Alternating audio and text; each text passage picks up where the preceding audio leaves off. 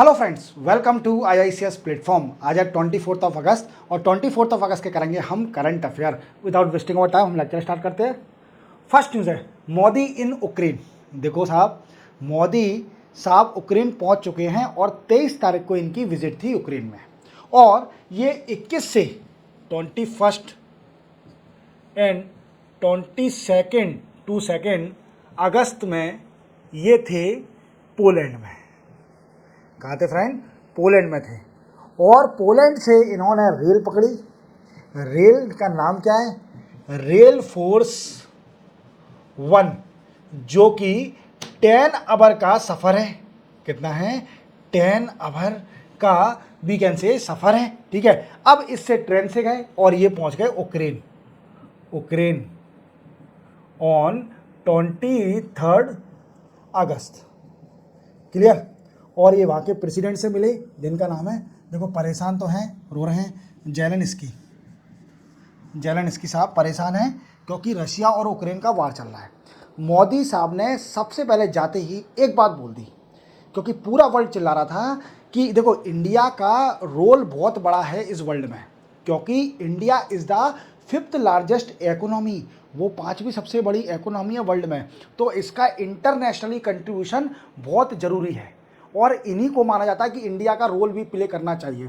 तो इंडिया को ये समझा रहा था कि इस बार में इंडिया का रोल न्यूट्रल है, पर मोदी साहब ने क्लियर कर दिया, एक स्टेटमेंट बोल के क्लियर कर दिया कि हम we are always far away from war and we are not a neutral, we are in favour of peace. समझ में आया मेरी बात को? मैं क्या कहना चाह रहा हूँ? मोदी साहब ने बोला कि हम वार से, जितने भी जो वार होते हैं, लड़ाइयाँ होती हैं, इनसे हम बहुत दूर हैं और हम न्यूट्रल नहीं हैं, हम पीस का फेवर करते हैं, जो पीसफुल कंट्री है। जैसे क्या हुआ था कि देश हमारा आज़ाद हुआ था, तब उस टाइम ये कोल्ड वार चल रहा था, और कोल्ड वार चलने के कारण क्या हुआ था दोस्तों कि वीकेंड से कोल्ड वार जब हुआ था तो इंडिया ने एक फाउंडर मेंबर थी नॉन अलाइनमेंट मूवमेंट की नाम की, और ये जितनी भी नाम की कंट्री थी ये न्यूट्रल थी, नादर सपोर्ट दी यूएसए नॉर सपोर्ट दी सोवियत यूनियन। और ये यूक्रेन जो कटा है 1991 में, जब डिसइंटीग्रेशन ऑफ सोवियत यूनियन हुआ था, तब यूक्रेन बना था। और इंडिपेंडेंस, यूक्रेन के इंडिपेंडेंस के बाद कोई प्राइम मिनिस्टर गया है इस कंट्री में? ये बात भी ध्यान रखना कि इंडिया के पहले प्राइम मिनिस्टर मोदी साहब, जो यूक्रेन में गए हैं after disintegration of the Soviet union के डिसइंटीग्रेशन के बाद मोदी साहब पहले प्रधानमंत्री हैं जो यूक्रेन गए हुए हैं। तो इनका एक स्टेटमेंट याद रखना, इन्होंने क्या बोला पहला स्टेटमेंट कि we are always far away from war, we are not neutral, we are in favour of the peace. Ukraine साहब के जो प्रेसिडेंट थे, इन्होंने बोला कि आप पुतिन के बहुत अच्छे दोस्त हो, आप पुतिन को बिठा के समझाइए कि ये वार ना करें, हम बहुत परेशान हैं। वो कभी भी किसी टाइम मिसाइल हमारे पर दाग देते हैं, हमारी कंट्री पर। समझो आप मेरी बात को? तो मोदी साहब से रिक्वेस्ट करी गई और मोदी साहब के साथ इन्होंने कई सारे एग्रीमेंट साइन किए गए। अब देखो वो एग्रीमेंट कौन कौन से हैं, अपन एक एक समझते हैं। सबसे पहले एग्रीमेंट साइन किया है एग्रीकल्चर पर। किस पर? एग्रीकल्चर पर। क्लियर? सेकंड एग्रीमेंट है cultural cooperation. Culture cooperation, cultural cooperation. तीसरा क्या है? मेडिकल इक्विपमेंट एंड ह्यूमैनिटेरियन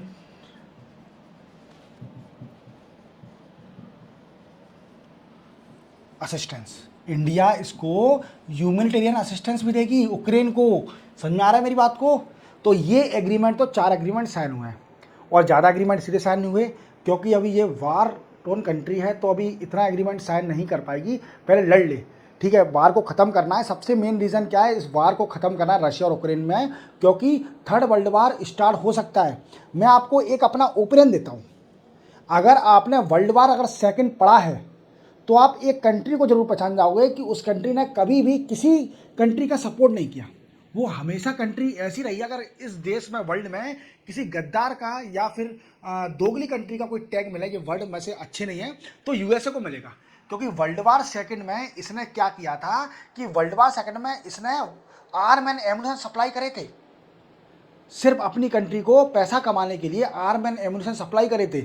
और जब इसके ऊपर खुद आ गई, then after world war second में हिरोशिमा और नागासाकी पर इसने न्यूक्लियर बम फेंक दिए जब इसके ऊपर आई। तो ये कंट्री कभी भी बैक कर रही है यूक्रेन को, वो अलग बात है, बट रशिया के साथ कुछ भी नहीं बोल रही। पुतिन साहब ने कुछ भी बोल दिया, इसको ख़त्म करो ना, रिजॉल्व क्यों नहीं कर रहे आप मीटिंग नाटो की, आप बैक कर रही हो यूक्रेन को, पुतिन साहब से टेबल वीकेंड से राउंड टेबल पे डिस्कस करिए पुतिन साहब को बुला के और ख़त्म करिए वार को। क्यों उसको पीछे से बैक कर रहे हो, उसको आर्म एम्यूनिशन सप्लाई कर रहे हो यूक्रेन की कंट्री को, वो अननेसेसरी वार बढ़ेगा। तो वार बढ़ाने का बहुत बड़ा रीज़न है और यूएसए भी एक पार्ट है इस वार को बढ़ाने का। अब ठीक है, अब क्या है दोस्तों, इंडिया ने यूक्रेन को एक भीष्म क्यूब दिए हैं। अब ये क्या होते हैं भीष्म क्यूब? तो भीष्म का फुल फॉर्म है दोस्तों Bharat health initiative, Bharat health initiative for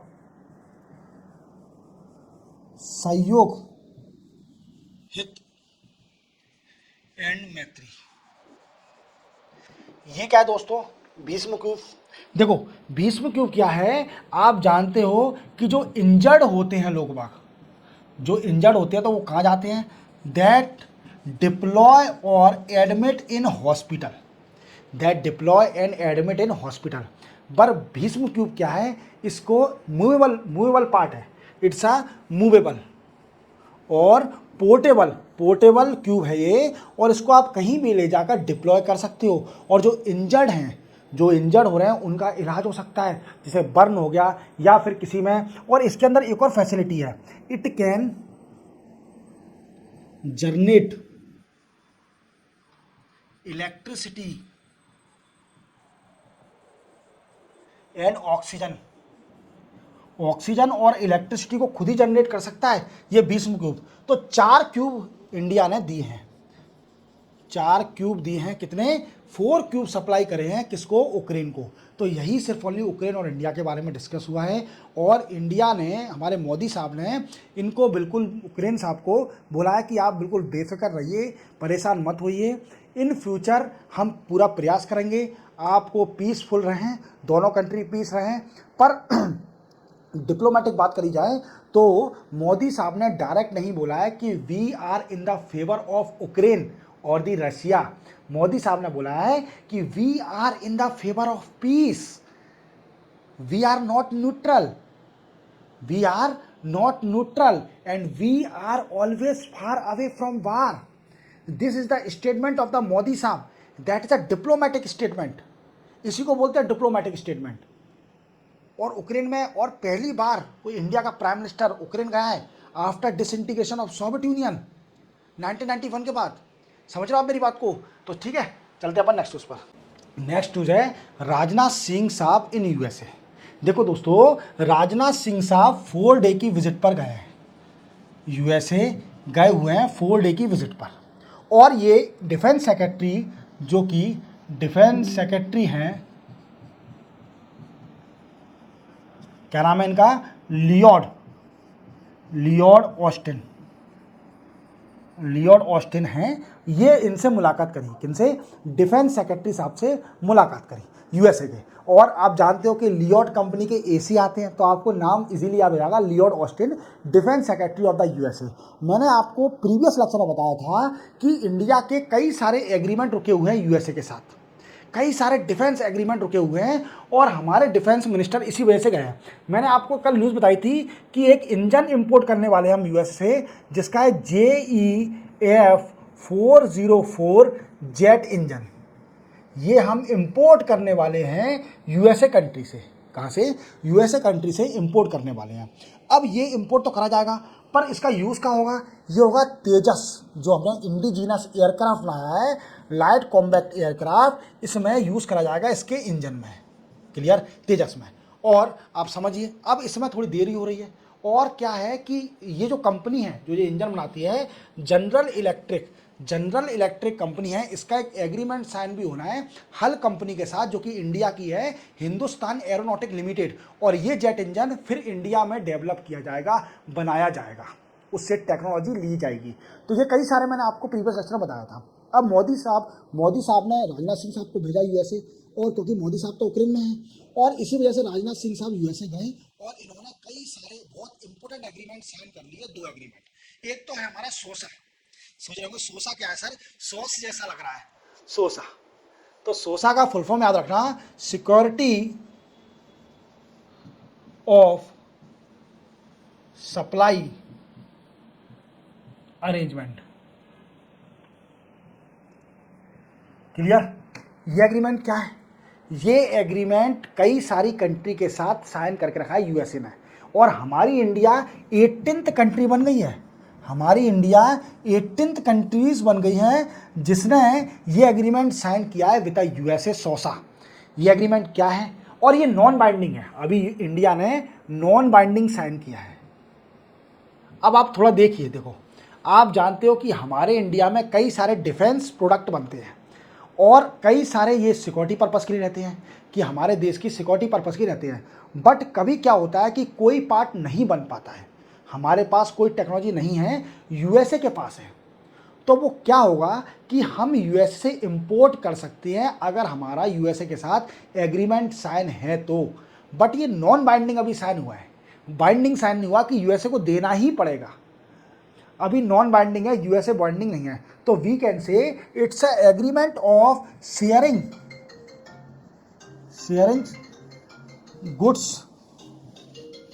goods and services of defence product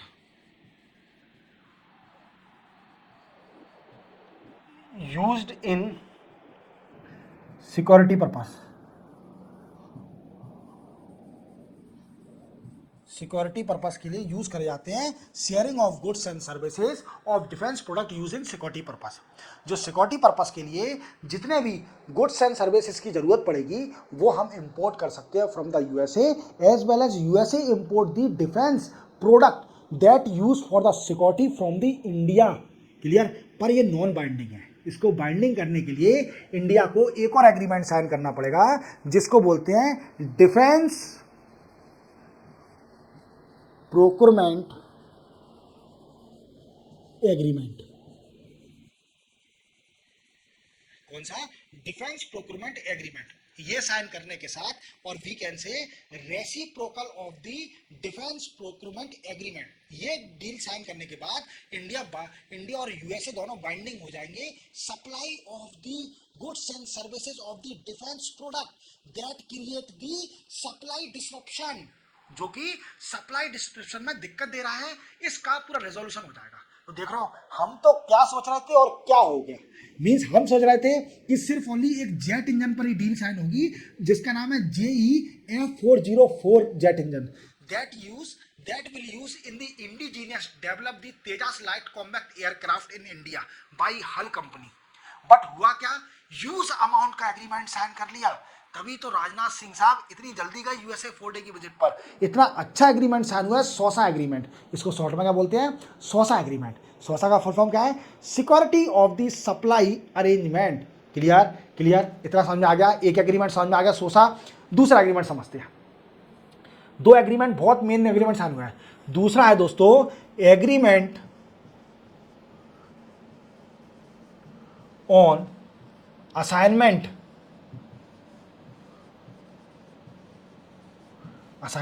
of licence officers. ये क्या है सर? ये तो समझ में ही नहीं आ रहा। देखो क्या होता है कि इंडियन आर्म फोर्स जो है इसको हम क्या कर सके, यूएसए की जो कमांड है, यूएसए की सिक्योरिटी कमांड है, वहाँ पर हम अपने आर्मी ऑफिसर को डिप्लॉय कर सकते हैं। इस एग्रीमेंट के जरिए इंडियन आर्म फोर्स को हम यूएसए की कमांड पर डिप्लॉय कर सकते हैं इस एग्रीमेंट के जरिए। तो आप समझ रहे हो ये 2 एग्रीमेंट कितने इंपॉर्टेंट एग्रीमेंट है, आपको याद रखना है। पहला है सोसा, जिसका नाम है, फुल फॉर्म है security of the supply we can say arrangement. Clear? Arrangement. और दूसरा है assignment of the licence officer deploy in the USA command. और सबसे पहला फ्लोरिडा, सबसे पहला इंडियन जो आर्म ऑफिसर डिप्लॉय होगा वो होगा फ्लोरिडा कमांड पर, फ्लोरिडा कमांड पर। तो आप याद रखना कि अभी आप एक और चीज याद रखना, ये पॉइंट बहुत जरूरी है कि अभी नॉन बाइंडिंग एग्रीमेंट साइन हुआ है, ना कि बाइंडिंग एग्रीमेंट साइन हुआ है। That non binding of the SOSA agreement sign between both country India and USA, that seamlessly flow of supply of the goods and services of the defense product between both country, but both country are not binding, because for binding, in order to binding the both country have to sign the particular defense procurement agreement, reciprocal defence procurement agreement को sign करना पड़ेगा। तो आप समझ रहे हो कि कितना हो रहा है, दो एग्रीमेंट कितने हैं। और दूसरा एग्रीमेंट है assignment of the licence, assignment of the licence officers, मतलब जो इंडियन आर्म फोर्स के ऑफिसर हैं उनको डिप्लॉय किया जाएगा यूएसए की कमांड में। समझ रहा आप मेरी बात को। तो ये कितने बड़े एग्रीमेंट हैं, दो एग्रीमेंट। हम कुछ छोटा सोच रहे थे, ये हो गया कुछ ज्यादा ही बड़ा। चलते अपन नेक्स्ट न्यूज पर। नेक्स्ट न्यूज है चंद्रयान 4। देखो दोस्तों, चंद्रयान के बारे में आपने कई बार सुना होगा और अभी नेशनल स्पेस डे भी पड़ा था। 23 अगस्त को नेशनल स्पेस डे पड़ता है। नेशनल स्पेस डे ऑब्जर्व किया जाता है। मैंने आपको एमसीक्यू वाले लेक्चर में ये क्वेश्चन कवर कराया है कि नेशनल स्पेस डे किस दिन ऑब्जर्व किया जाता है। तो वो ऑब्जर्व किया था 23 अगस्त को। अब चंद्रयान 3 के बारे में तो आपको पता ही होगा कि चंद्रयान 3 लैंड कर गया था मून के साउथ पोल पर। साउथ पोल पर कब लैंड कर गया था? 23 अगस्त 2023। 23 अगस्त 2023 को मून के साउथ पोल पर हमारा चंद्रयान 3 लॉन्च होने के साथ साथ लैंड कर गया था। किसके ऊपर? मून के साउथ पोल पर। इसी दिन को हमको सेलिब्रेट करने के लिए हमने उसी दिन को डिक्लेयर कर दिया कि हम हर साल नेशनल स्पेस डे बनाएंगे। उस बात को 1 साल हो गई। अब 23 अगस्त को फिर से नेशनल स्पेस डे था। तो क्या है कि इसमें कई सारे पॉइंट दिए। अब मैंने आपको देखो, पहले मैं कुछ बता देता हूँ इसके बारे में कि चंद्रयान जो अपना प्लान था जो कि मून पर लैंड करने वाला चंद्रयान 3, और ऐसे करने वाली साउथ पोल पर लैंड करने वाली India as a first country. India become first country to successfully deploy in south pole. South pole पर डिप्लॉय करने वाली पहली कंट्री बन गई। क्लियर। अब इसी के साथ एक और बात ध्यान रखना कि ऐसा करने वाली, मून पर जाने वाली इंडिया 4th कंट्री है। तो क्वेश्चन बनता है कि 3 कंट्री कौन कौन सी है। तो सबसे पहले तो नासा है, मून पे जाने वाली नासा। नासा किसकी है? यूएसए की। दूसरी है रोसकोसमॉस, ये है रशिया की स्पेस ऑर्गेनाइजेशन। और तीसरी है CNSA, ये है दोस्तों चाइना की स्पेस ऑर्गेनाइजेशन है CNSA। और 4th बन गई है इंडिया। अब ये तो पूरा काम खत्म हो गया चंद्रयान 3 के बारे में। और इसमें 3 मॉड्यूल थे। चंद्रयान 3 में 3 मॉड्यूल थे। 3 मॉड्यूल कौन कौन से? सबसे पहला था प्रपल्सन सिस्टम, एक है इंजन बोल सकते हैं, इंजन।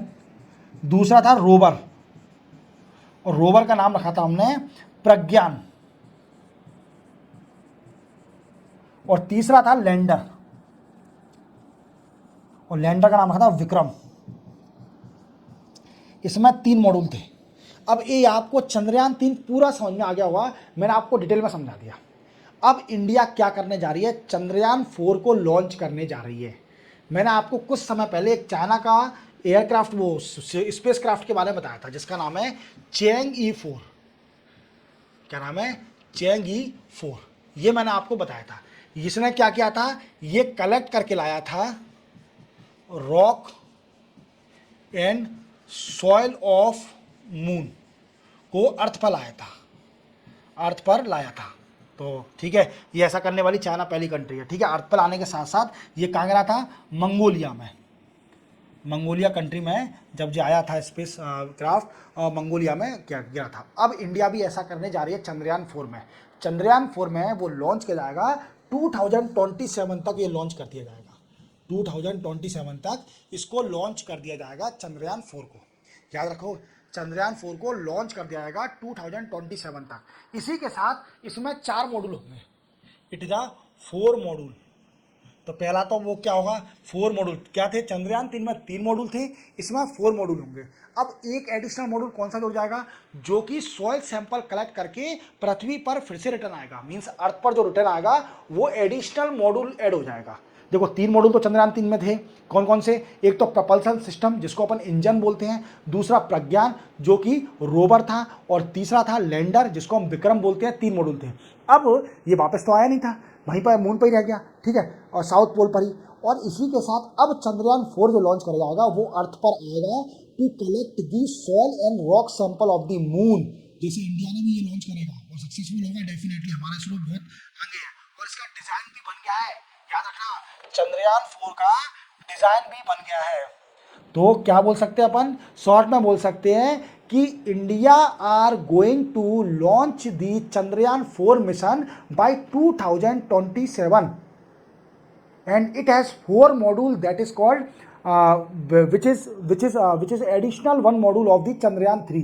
चंद्रयान 3 में 3 मॉड्यूल थे, इसमें 4 मॉड्यूल होंगे और इंडिया ने, इसरो ने इसका डिजाइन भी बना दिया है। तो याद रखना, इसको बहुत बड़ी न्यूज है हमारे लिए। और इसका वर्क क्या होगा, to land on the moon and collect the soil and rock sample of the moon, return back to the earth. समझ रहा हो मेरी बात को, इसका वर्क होगा। तो ये बहुत बड़ी बात है कि हमारा इसरो फिर से चंद्रयान 4 को लॉन्च करने जा रहा है। ठीक है, चलते अपन नेक्स्ट एंड लास्ट न्यूज है ई कॉमर्स एक्सपोर्ट हब। क्या होता है ई कॉमर्स, देखो मैं आपको बता रहा हूँ कि ई कॉमर्स बहुत सक्सेस है, पूरे वर्ल्ड में इसने धूम मचा के रखी है। मीन्स आदमी इतना आलसी हो गया है, मार्केट जाना नहीं चाहता, वो चाहता है कि मुझे सब पका पकाया मिल जाए और सस्ता भी मिल रहा है। मैंने आपको कल एक न्यूज़ बताई थी प्रेडेटरी प्राइस के बारे में।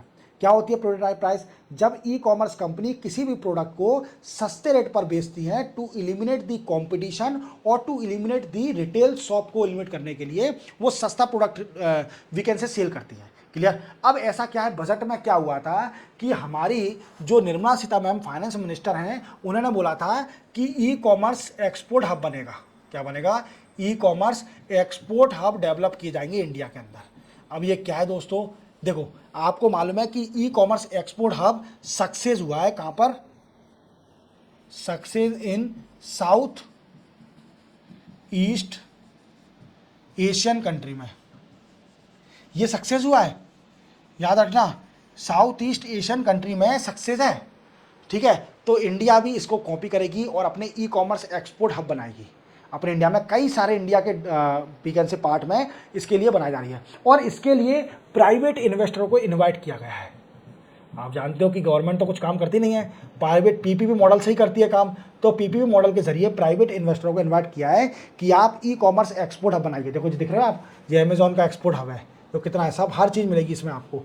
मतलब जैसे स्टोर होते हैं बड़े बड़े हॉल, जो एक्सपोर्ट हब मतलब एक्सपोर्ट करने के लिए एक पर्टिकुलर हॉल देख लिया, उसमें सामान रख दिया तो एक्सपोर्ट। ऐसे इंडिया में कई बड़े बड़े हॉल बनेंगे जो एक्सपोर्ट हब। इसके लिए प्राइवेट इन्वेस्टरों को इन्वाइट किया जा रहा है कि आप एक्सपोर्ट हब डिप्लॉय करिए, मतलब डेवलप करिए इंडिया के अंदर in different part of the country. Clear. इसी के साथ 24 अगस्त के करंट अफेयर कंप्लीट होते हैं। चैनल को सब्सक्राइब और बेल आइकन प्रेस करना ना भूलना। मिलते हैं हम कल नए करंट अफेयर के साथ, तब तक के लिए जय हिंद।